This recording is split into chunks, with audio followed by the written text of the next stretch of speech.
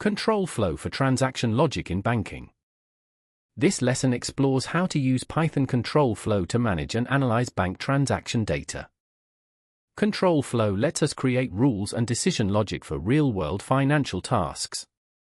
You will learn to build transaction rules, detect fraud, and make data-driven decisions in banking scenarios.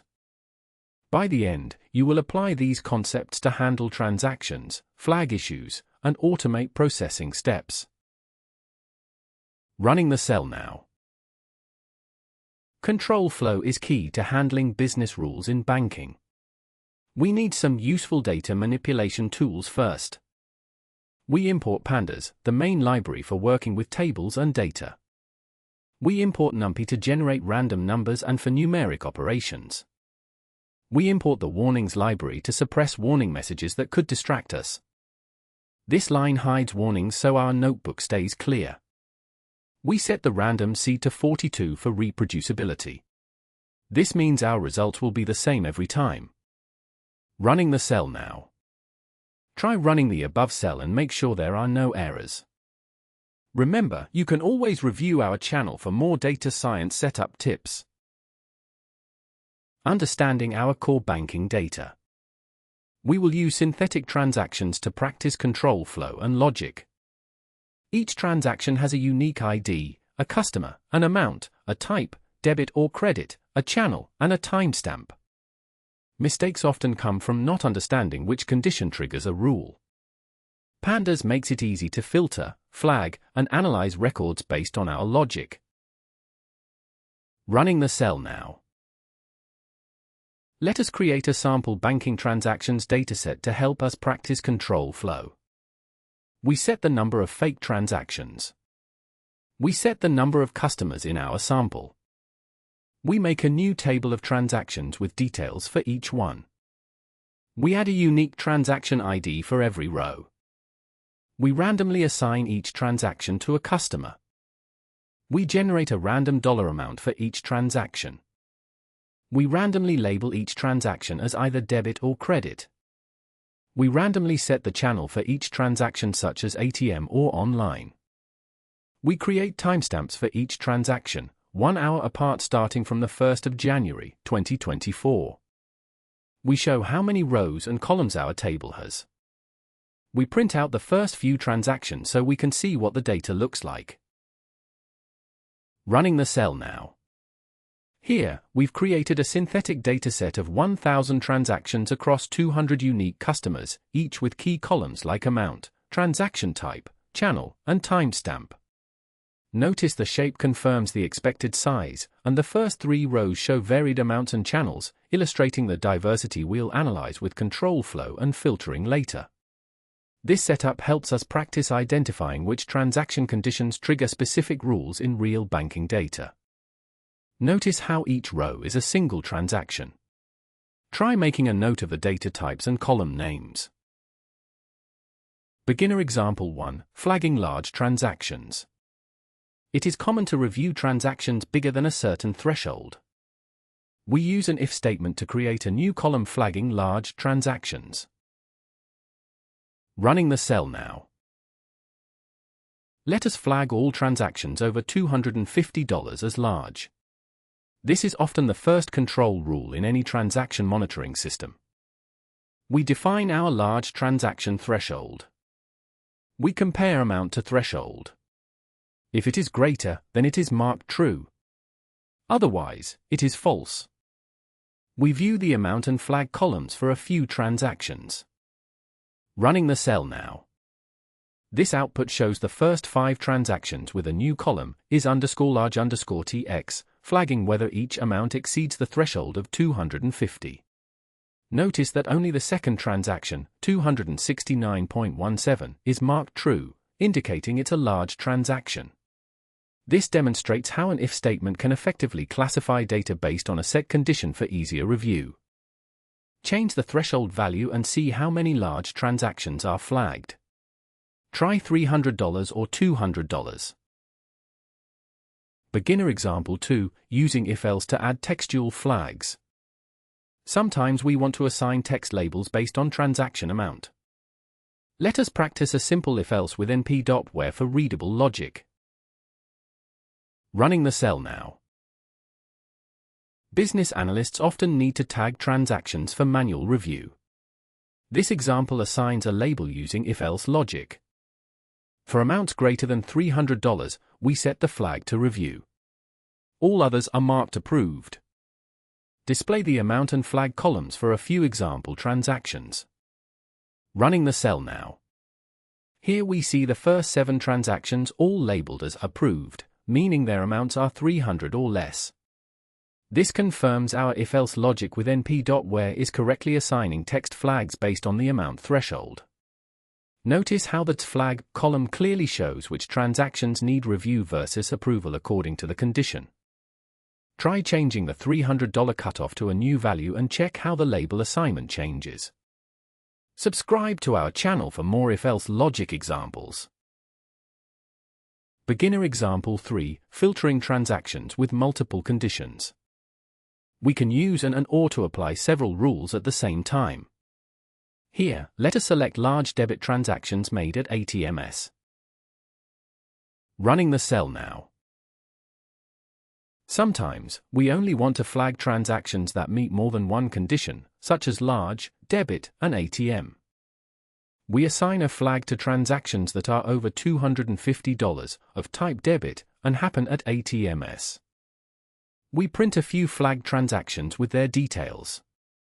Running the cell now. This output shows the first few transactions where all 3 conditions are met, the amount is greater than $250, the transaction type is debit, and the channel is ATM. Notice how the filtered rows focus only on large debit transactions at ATMs, which is exactly the intent of combining multiple conditions with the AND operator. This demonstrates how we can narrow down data based on several criteria simultaneously. What happens if you change the channel from ATM to online? Try this change in the condition. Intermediate example 1, looping through transactions for custom review. For custom logic, we may need to iterate through rows and build lists of suspicious IDs. Use for loops when vectorized operations are not suitable. Running the cell now. Occasionally, we need to flag records with out-of-range amounts, like negative or extremely high values.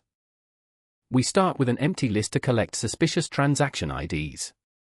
We loop through each row in the transactions table. If the amount is negative or is over $2,000, we store its ID. We display the first 5 suspect transaction IDs, if any. Running the cell now. This output shows the first 5 transaction IDs flagged as suspicious because their amounts are either negative or exceed $2,000. Notice how the loop checks each row individually, allowing for custom filtering beyond simple vectorized conditions.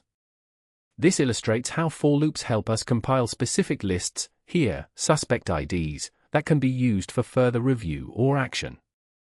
Try adjusting the upper threshold and see how it affects the outcome. Loops are slower than vectorized methods, but provide full control for complex logic. Intermediate example 2, rule-based transaction status assignment. Most financial systems classify transactions using multiple rules. We will use nested if-else for stepwise logic. Running the cell now. Let us write a function for classifying the risk of a transaction based on its amount. Define a function called classify_transaction that takes one parameter, amount. Check if the amount is less than 0. If it is, return the string terror. Check if the amount is greater than 1,000. If it is, return the string high value. Check if the amount is greater than 250. If it is, return the string a moderate. If none of the above conditions apply, return a normal. Apply the classify_transaction function to each value in the amount column of DF and assign the results to a new status column.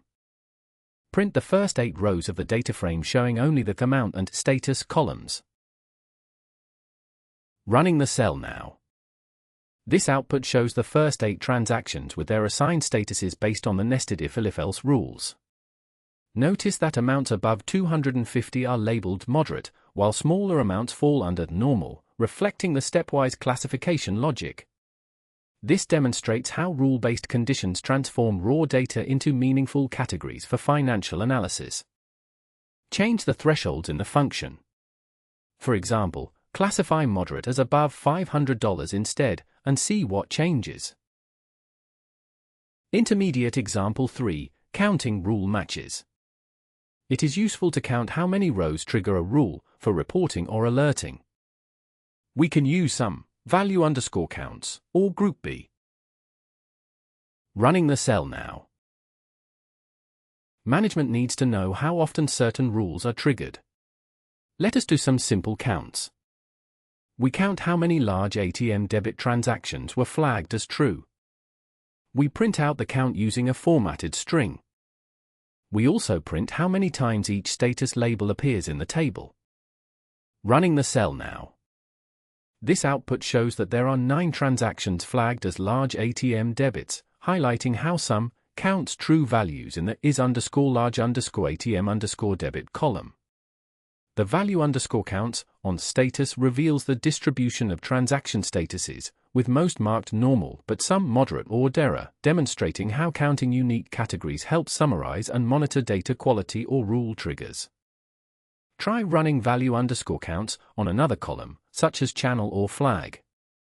Understanding the triggers is key to improving compliance and security. Advanced example 1, multi-rule fraud detection function. Real banking fraud detection uses several layered checks. Let us create a function applying multiple rules for potential fraud. Running the cell now. Fraud rules often combine amounts, type, channel, and time of day. Let us implement a multi-condition rule. Define a function named is_fraud that takes a single row of data as input. Inside the function, we comment that we are checking for high-risk fraud patterns involving large amounts, debit transactions, certain channels, and off-hours timing. Check if the transaction amount is greater than 1,000. Also check if the transaction type is debit. Additionally, check if the transaction channel is either ATM or POS and the transaction time is before 6 a.m. If all these conditions are met, return true to indicate possible fraud. Next, check if the transaction amount is either negative or exceeds 5,000, which are suspicious values. If that condition is met, also return true to flag possible fraud. If none of the above conditions are true, return false to indicate no fraud suspicion. Apply the is_fraud function to each row in the data frame, creating a new column possible _fraud with the results. Print the first 7 rows of the data frame showing the transaction ID, amount, type, channel, date, and whether it is flagged as possible fraud. Running the cell now. This output shows the first 7 transactions flagged by our multi-rule fraud detection function, with all marked as non-fraudulent, false. Notice that none meet the strict conditions like large debit amounts via ATM or POS in early hours, or unusual amounts outside typical thresholds. This confirms the function correctly filters out normal transactions while preparing to identify potential fraud in the full dataset. Edit the is_fraud function and try adding more rules to explore how this changes the flagging. Check which rule is most often flagged in practice. Advanced example 2, early exit with return statements. Control flow lets us use early return to skip checks once a rule is triggered. This makes nested checks faster and simpler to read. Running the cell now. Using return lets us stop checking further rules once an important criteria is met. Define a function named fast_fraud_check that takes a row of data as input. Check if the amount in the current row is less than 0. If the amount is negative, label the transaction as or invalid. Check if the amount is greater than 5,000. If the amount is above 5,000, label it as investigate, high value. Check if the transaction type is a credit and the amount is greater than 3,000. If it is a large credit transaction, label it as unusual credit. If none of the above conditions apply, label the transaction as clear. Apply the fast_fraud_check function to each row of the data frame df and store the results in a new column called fraud_quick. Display the first 10 rows of the data frame showing the amount, transaction type, and the quick fraud decision. Running the cell now. Here, the fraud_quick column shows the classification result from our early exit fraud check function. Notice that all transactions are labeled clear since none triggered an early return, meaning all amounts are positive, under $5,000, and do not meet the unusual credit criteria. This output illustrates how early returns efficiently skip further checks once a rule applies, keeping the control flow simple and readable. Try adding another fast check. For example, mark any POS channel transaction late at night as late POS. Advanced example 3, combining multiple flags for final action. Often, multiple flags inform the final action on a transaction. Let us combine flags to decide if a transaction should be blocked, reviewed, or allowed. Running the cell now. Real-world systems bring together all flag outcomes for a decision. Let us create a column for the final action. We define a function named final_action that takes a row as input. If the row indicates possible fraud or the fraud_quick field is invalid or investigate, high value, we decide to block the transaction by returning block. If the row is marked as a large transaction or the fraud_quick field equals unusual credit, we decide to review the transaction by returning review. If neither condition is met, we allow the transaction by returning allow. We apply the final_action function to every row of the data frame, creating a new column final_action.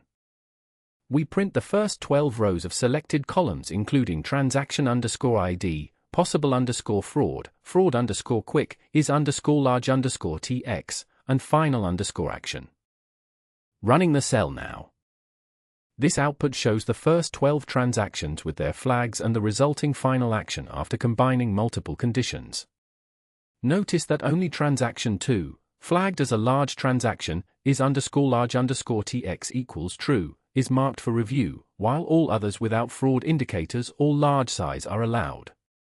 This demonstrates how the code prioritizes blocking suspected fraud first, then reviewing large or unusual ones, and finally allowing straightforward cases.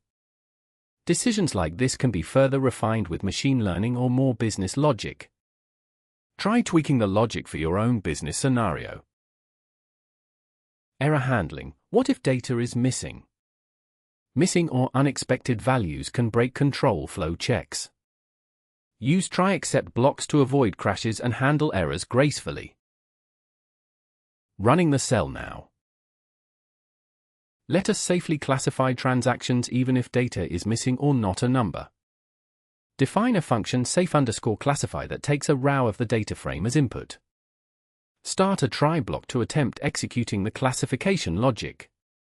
Convert the amount value in the row to a float and assign it to AMT.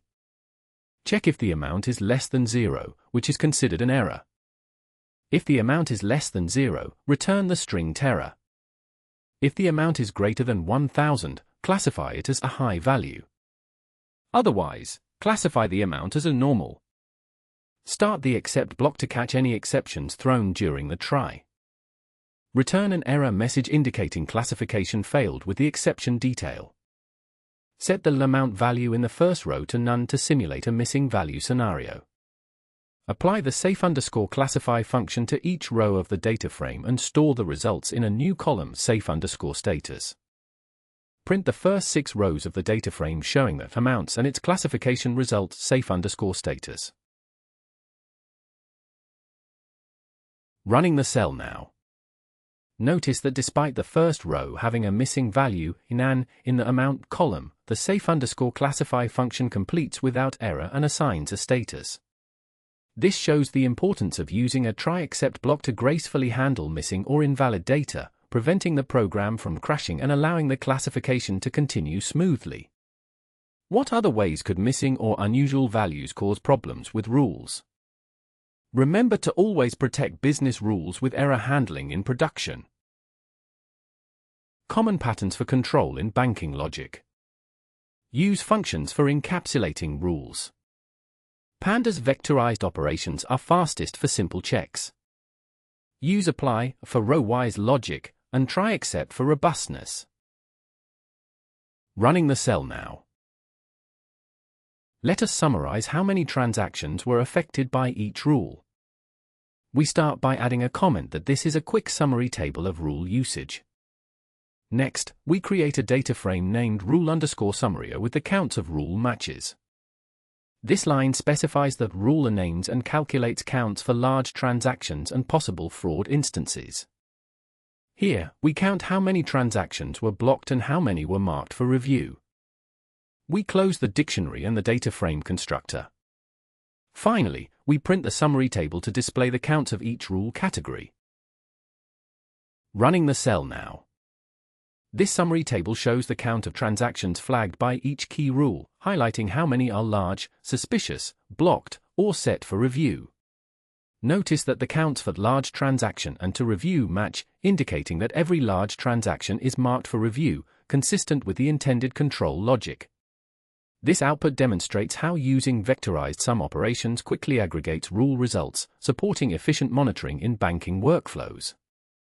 Summaries like this help spot trends and keep systems transparent. Tiny end-to-end example, automated blocker for out-of-hours ATM withdrawals. Banks want to automatically block ATM withdrawals over $500 before 6 a.m. and notify reviewers. Here is how we combine our knowledge in a simple pipeline. Running the cell now. Now let us automate blocking high-value ATM withdrawals made at night and output these to a file. Define a function named block_ATM that takes a row of the data frame as input. Check if the channel is ATM. The transaction type is debit. The amount is greater than 500 and the transaction time is before 6 a.m. If all these conditions are true, return true to indicate the transaction should be blocked. Otherwise, return false indicating the transaction is allowed. Apply the block_ATM function to each row in the data frame and store the result in a new column block_ATM. Filter the data frame to include only the rows where our block_ATM is true and save to blocked_df. Export selected columns of the blocked_df data frame to a CSV file named blocked_transactions.csv without the index. Print the total count of blocked transactions that match the criteria. Print the first few rows of blocked transactions showing transaction_ID, amount, channel, and date. Running the cell now. The output shows 0 transactions flagged for blocking, meaning no ATM debit withdrawals over $500 before 6 a.m. were found in this dataset. Notice how the code filters specifically on channel, type, amount, and time to automate this compliance check. This confirms our pipeline correctly identifies and isolates potentially risky transactions for review, even if none appear in this sample. Now opening the blocked transaction CSV so you can see the transactions that were flagged and blocked for review. Check the CSV file for a list you could send to reviewers. Consider subscribing to the channel for a full banking automation series.